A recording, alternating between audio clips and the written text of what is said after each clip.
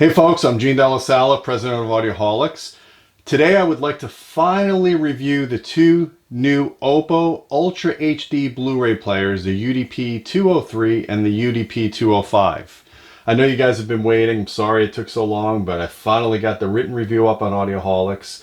Now let's do a YouTube video and go over the player and do a first hands-on. And let me tell you what I found out about both of these players. So to start out with the UDP-203, the retail on that is $549, and the UDP-205, which is the audiophile version of the 203, retails for $12.99. So there's quite a big difference in price between the two players. There's also quite a big difference physically between the two players. So I'd like to go over some of these comparisons with you. I did some listening tests as well that we could talk about. And hopefully this video will give you a better understanding of how the players work and help you make a more educated purchasing decision. So let's start out with the common features between both players. Now, Oppo has been using a company, they've been teaming up with a company called MediaTek to do their manufacture of their specialized 4K UHD Blu-ray SoC. It's a quad-core OPA 8591. I know these numbers get kind of crazy. I'm just telling you what the guts are in these players. It's said to offer the most advanced imaging and decoding processing technology available in 4K. And I believe it because MediaTek has been doing players for Oppo for years now, and they've always pushed the envelope of performance, whether it was DVD, Blu-ray, or now Ultra Blu-ray. So it's a good partnership that they have, and it shows in how the bench tests go on these players, how excellent they perform. I think another thing people often don't look at when they're buying a source device, especially one that's pricey like this, because everybody's looking for the cheapest thing, is they don't look at what the disc loader is all about.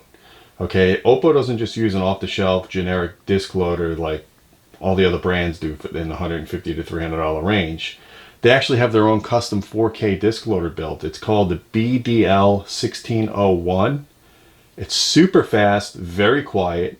I found a lot of Blu-ray players, especially the newer Ultra HD Blu-ray players, when you put a disc in, you're sitting there, you're waiting 30 seconds, a minute, 2 minutes. It's slow loading. You could hear the disc spinning.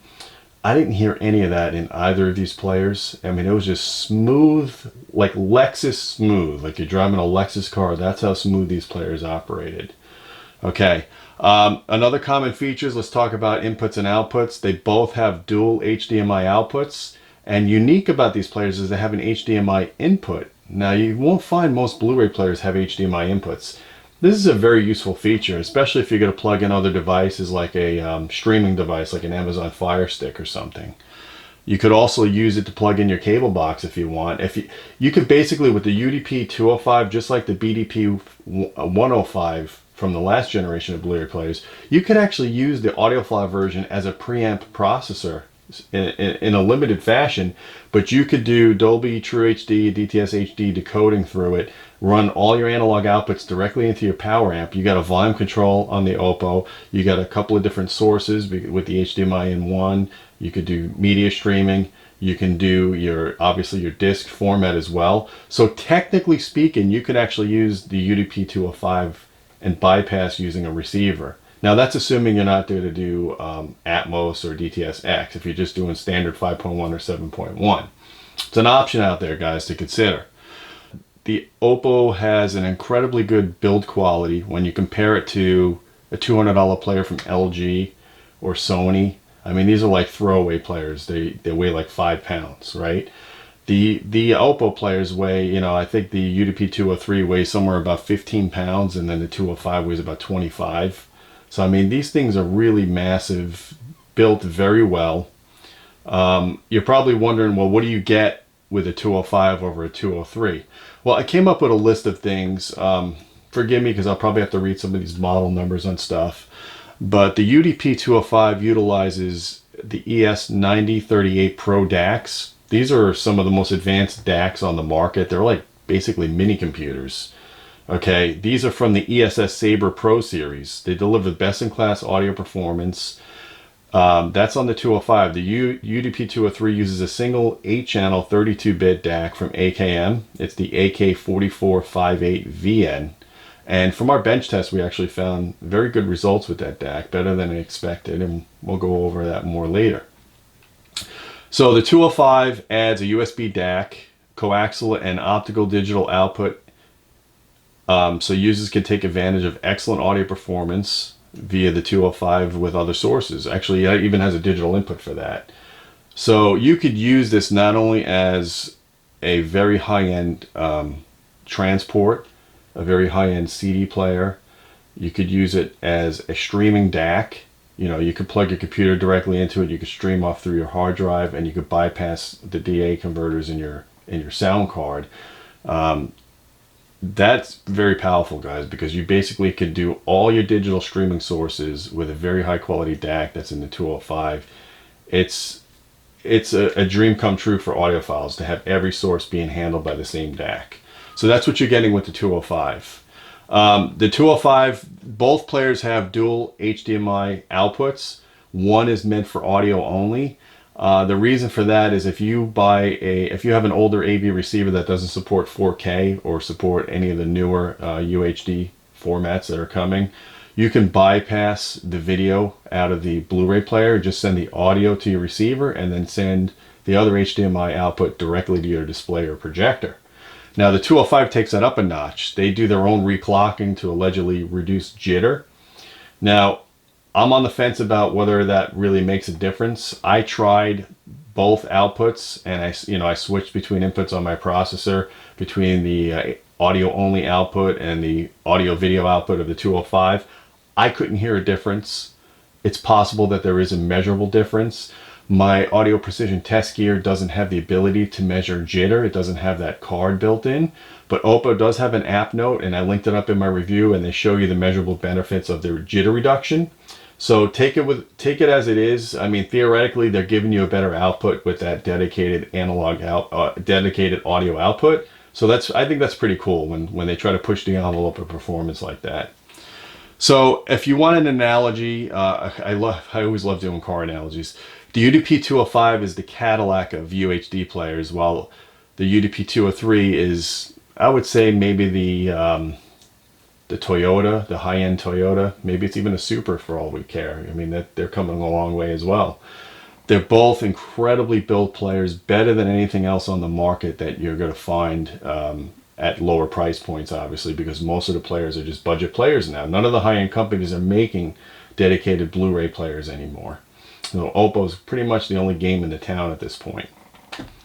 So let me think about what else we want to talk about. Inputs and outputs. Like I said before, the 205 has balanced outputs for 2-channel. The 203 and the 205 have 7.1 analog outputs. So it has built-in bass management. Again, you could bypass using a receiver, and you could use these players for that function. Pretty cool that it does that. Or if you have an older receiver that doesn't do Dolby True HD and DTS HD, you could let these players do the decoding and then just pass it through the external inputs of your receiver. You could do that. A lot of the Blu-ray players coming out now don't even have any analog outputs at all. It's just simple HDMI, and that's it. Oppo gives you pretty much every output you can think of in terms of audio. And of course, you got your HDMI for audio and video. So I think what we should do is go over to my projector and talk about doing the calibration. Okay, my friends, we're in the theater room now using the UDP-205, and I just wanted to go over some configuration options for you. But before I even get into that, I wanted to mention the fact that Oppo has done an extensive job of producing a really good written user manual. They actually give you a user manual.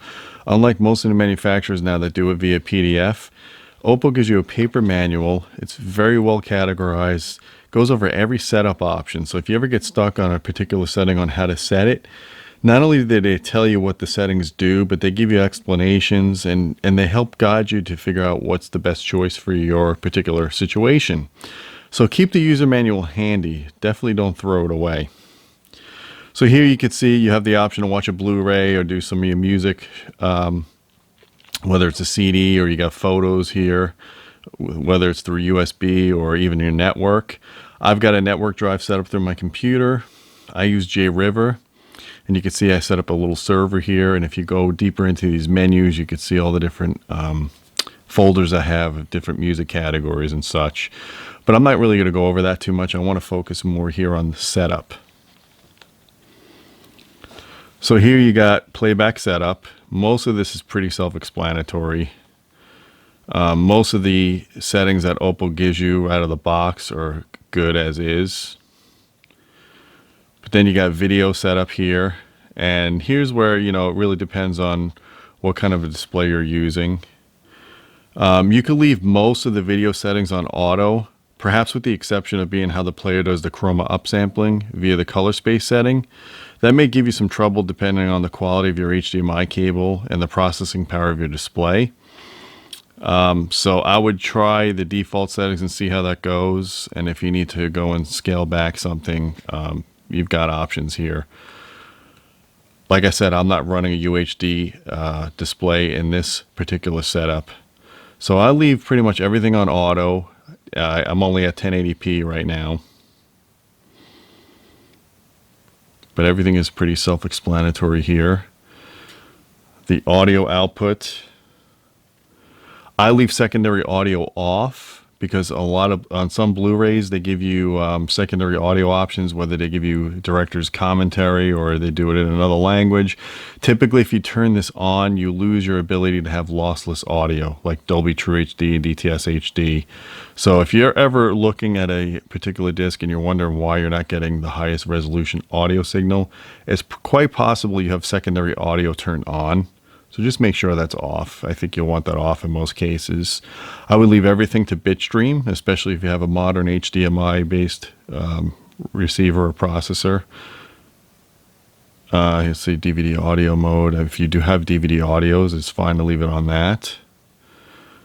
I use a lot of SACDs, even though it's a dead format. I still like to send a DSD signal out through to my processor and then have my processor handle the DSD to PCM conversion when you're doing bass management. Now, audio processing here, the output volume, I leave it on fixed because I change the volume on my receiver anyways, or my processor. If you're going to use the Oppo as its own preamp and use the analog outputs into powered amps, that's when you would switch that to variable.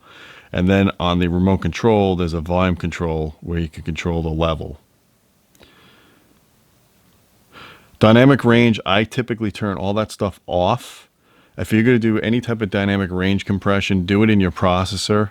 Some of the processors like the Yamaha, I'm using the CXA 5100 for example, they've got dynamic range compressors that work with YPOW. So it'll actually boost the bass at lower volume levels. So that way you get a fuller sense of sound and you're not blasting people out of the house during loud passages. Usually your dynamic range compression algorithms are better on your receiver or processor than they are on just doing it through the Blu-ray player. Now the filter characteristics, this only affects the analog outputs, and it's pretty cool that Oppo even gives you this option. You know, standard CD used to be just brick wall, but I think, which is just like right at 20 kilohertz or 22 kilohertz, which is half of Nyquist, it just drops off like a rock. Some audiophiles think that when you have a filter response like that, you can hear a ringing right at the edge of the bandwidth. I don't know if that's really true. It's maybe a dog can hear it, but I don't think most people can. But anyways, they give you different filter responses here. It's in our review what these different settings mean. The standard setting is minimum phase, fast. I'll just leave it at that. I've done listening tests where I've tried to compare these filter settings. I couldn't hear a difference. It's possible that you might have the hearing that's as good as a dog, or you just have a better spidey sense than I do, but I couldn't hear much of a difference at all. The speaker configuration, that only affects if you're using the analog outputs and you're using the bass management of the player. Again, if you have a modern processor, your best bet is to use HDMI, bypass all the bass management of the Oppo. The bass management's good in the Oppo, but the bass management in your dedicated receiver or preamp is probably better, and that's the route I would go. So again, all this stuff basically is whether or not you're using the analog outputs of the player. Headphone volume, this is a setting based on when you plug your headphones in. It's pretty cool that they even give you like an initial volume to set it at. And that's an independent control from the fixed volume that I was talking about before. Now the XLR terminal polarity, the only reason why I have mine on inversion is I run a Marantz Pre-Pro, and it uses the old scheme for the XLRs. So the hot and the ground pins are reversed. We can't hear absolute phase anyways, but you know, just to be the anal retentive guy that I am, I like to keep everything as in the same polarity as I can through the signal chain. So it's cool that Oppo gives you that option. Stereo signal, I would not use the downmixed stereo signal. What that does is that's going to affect not only the single-ended or the RCA level outputs, but it's going to affect the balanced outputs. So if you're running bass management through this thing, or you're mixing down from a multi-channel to two-channel, that's going to throw that signal into the balanced outputs as well. For the purest, most accurate signal, just use front, left, and right, especially for two-channel sources. And that's it for that. Device setup is, again, straightforward.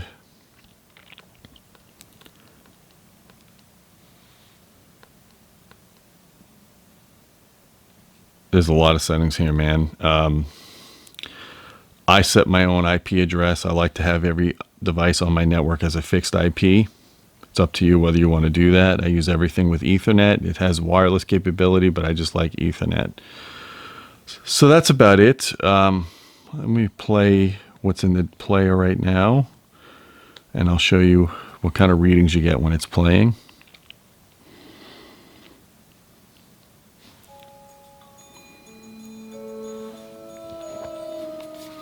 So we got, I think we have a Peter Gabriel disc here right now. I'll lower that a little bit. The first thing you want to do when you go into a Blu-ray is you want to make sure you have the highest resolution signal set. In this case, it's Master HD, DTS HD. Go back, hit play. Lower this a little bit so I don't blow you guys out. And I like the fact that Oppo gives you a little info button here so you can see what it's doing. And you can see it says DTS HD Master Audio 48 kilohertz. And what another thing that this player does that's cool is it tells you how much time you're into the disc and how much is left when you hit the info button. And if you hit it twice, I think you get, I forgot how you do it. There you go. If you hold down on the info button, you actually get more information about the video resolution, the color space, all that stuff. So, I mean, Oppo just has a great interface. You know exactly what's going on in the player. And I think that's it. If you do want to do picture adjustments, you do have the ability on the remote to mess with that.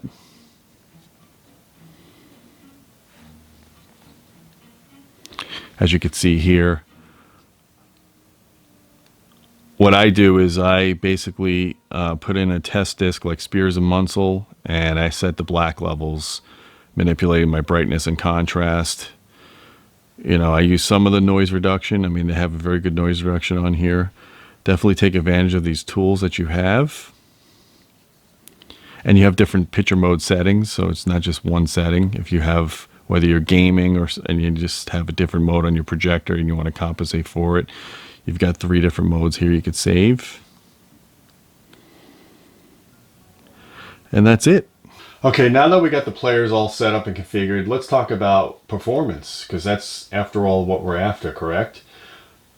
Video, I'll have to tell you that my review focused mostly on audio quality because my displays are a bit outdated. I don't have an Ultra HD, HDR10 or Dolby Vision display at my disposal. I did take the 203 player over to a friend's house that had a Sony OLED and 65-inch, and I did some of the Blu-ray tests and Ultra HD Blu-ray test comparisons there. And let me tell you, man, it's having me wanting to change all the displays in my house. I was so blown away when I put on the Wonder Woman, the latest Wonder Woman movie, just to compare the Blu-ray to the Ultra HD Blu-ray. I could not believe, it wasn't so much the resolution was better on the Ultra HD, it was the fact that you had so much better shadow detail and just color vibrancy. Yeah, it was just, it was almost, sometimes it was like 3D because it just seemed so real. And I'm not a big 3D fan, but I just really like when you have a clear picture and it actually feels like it's 3D. I was getting that sense when I was using the UDP-203 on an UHD display. I thought it was incredible. I know that there's been some complaints online about people saying that the HDR to SDR conversion on this player is a weak point compared to, let's say, the Panasonic 900 player. And, you know, to an extent that's true. The Panasonic does have an advantage there, but Oppo's been working on their firmware to make this better. And quite frankly, if you're buying an Ultra HD player, why are you converting it down to SDR? I mean, at that point, just use the Blu-ray version of the disc that you bought, because usually when you buy an Ultra HD disc, it comes with that disc and the Blu-ray version. And of course, if you're going to play it on a standard def TV, a 1080p TV, or one that's not HDR10, just play the original Blu-ray version. Don't even bother with the Ultra HD. And then just go update your display at some point, because displays are becoming so cheap now. You can get, you know, a UHD TV for as little as about 900 bucks, 55 inch. So that's my next step, and when I do that, I'll be revisiting this review and doing more video tests on the UDP-203 and the UDP-205. So please, guys, stay tuned for a video to come next year on that. So let's talk more about the audio. I will tell you that both players produce stunning audio results. You know, obviously out of HDMI it was perfect, just like any Blu-ray player we've tested before. But I was focused more on the analog outputs, because people that are buying the 205 are really looking at doing a 2-channel rig.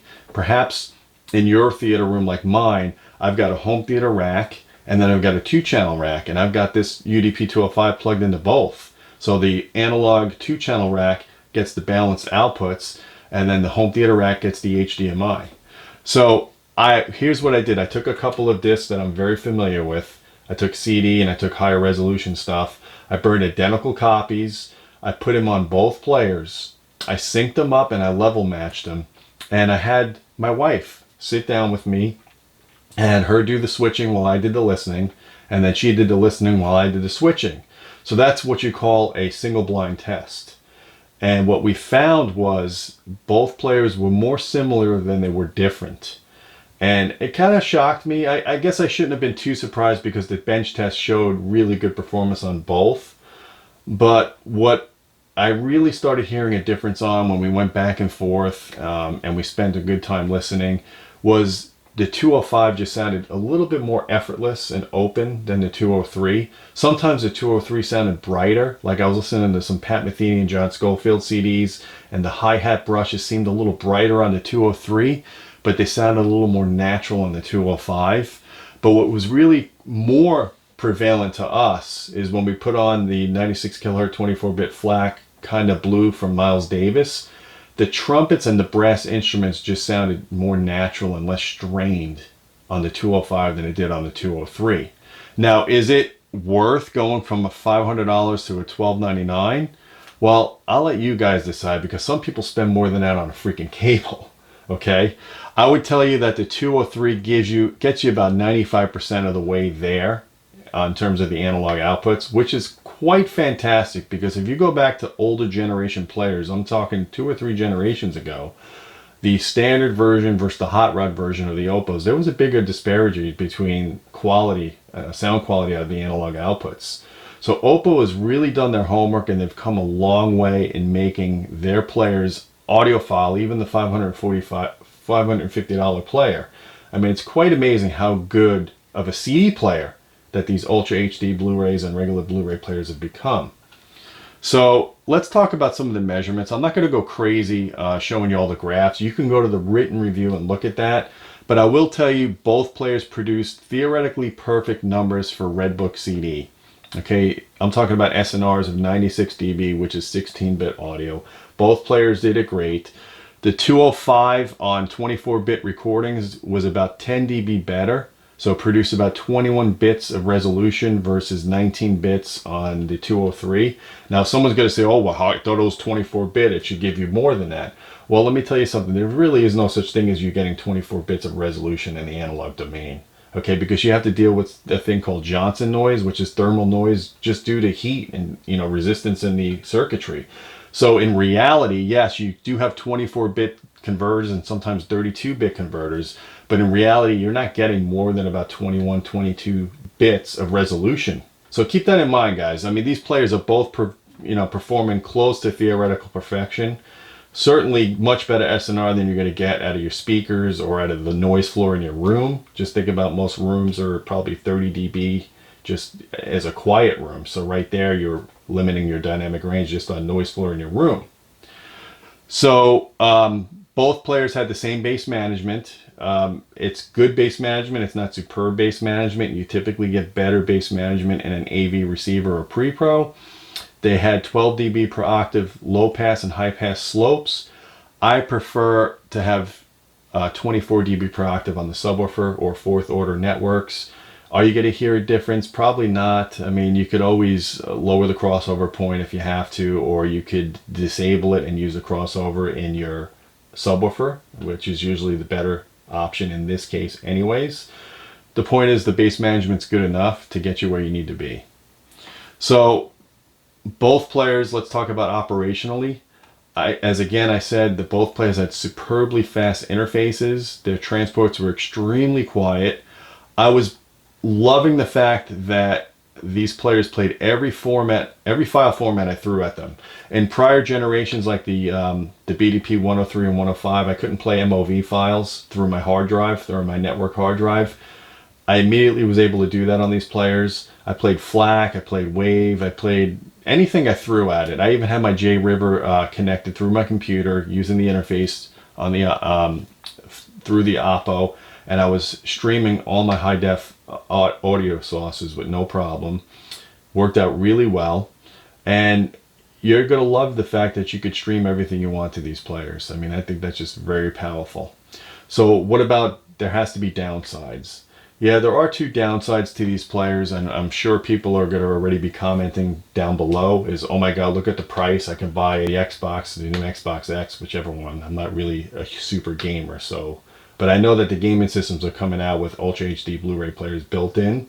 That's true, but none of them are going to operate as smoothly as these. They're not going to have quite the video resolution and quality as these players. That's how good these players are. They're not going to be able to do SACD, DVD audio. I mean, they support all the legacy formats. So if you have any of the high-end discs, you could spin every kind of disc on these players. The other downside, aside from the price, which we admit is a little high for these kind of formats now, is both of them lack integrated apps. Now, that kind of took me by surprise at first when I got these players on my bench and I couldn't stream Pandora, I couldn't do Amazon Prime, I couldn't do Netflix. But then I thought about it, in past generations, their integration of the apps wasn't that great. It was a bit slow, quite frankly. I mean, the BDPs got better than the 103 and 105s than the last generation, 93 and 95s, which were horrible in the app integration. So Oppo did make strides, but they really wanted to focus on player speed and reliability and not have any bugs or anything like that. So they didn't integrate apps. So the workaround on that, and I've got 3 of these now, is the Amazon Fire Sticks. They're like 40 bucks. And you go on like a Black Friday deal or holiday deal, you get them for under 30 bucks. They will do every app you could imagine, better than any Blu-ray player can do it, in high def. If you get the Fire TV, it does it in ultra high def, and in 5.1 Dolby Digital Plus, or even 7.1, I think they can support. So don't worry about the apps. You can get for 40 bucks, you get the Fire Stick TV, you stick it into one of the HDMI inputs of the Oppo player, or you stick it into the HDMI input of your processor or receiver, and you're good to go. So I really don't see that as much as a downside now that we have stuff like Amazon Fire Stick and we have the Apple TV, and people are pretty much using separate media streamers anyways. So that's all I could say about that. Conclusion, I would say both of these players are superb. The only time I would recommend the 205 over the 203 is if you really want that extra 5% of audio quality via the analog outputs. If you're going to plan on using the headphone preamp, the headphone amp is pretty good on this thing. I played in the PM4s from Oppo using the headphone amp of the 205 and it sounded great. have plenty of gain, very clean. You don't typically find a headphone jack on Blu-ray players anymore, and you could really enjoy it on this one. If you're going to take advantage of the USB DAC, then the 205 certainly has better capabilities for you. So then at that point, it is worth going with the 205 over the 203. But I would guesstimate that about 90 to 95% of people purchasing Blu-ray players and Ultra HD Blu-ray players today will go with a 203, and they will be happy as pie because it'll do everything you pretty much need to do. And that's the recommendation I'm going to give for everyone on YouTube. So go with the 203, save your money. But if you're really an audiophile and you want these extra features and you could spring for the extra cash, instead of going and buying that exotic cable, get the 205 and you will be happy that you did. So guys, let us know what you think about this video. Let us know what you think about these players. What Ultra HD Blu-ray players are you using? And are you even using Blu-ray players anymore? Or are you just doing all your streaming? And if you are streaming, tell us how you're getting, higher than 1080p resolution. I'd like to know. I'd like to see all these different tricks that everybody has to get the new Ultra HD going. So guys, until next time, keep listening.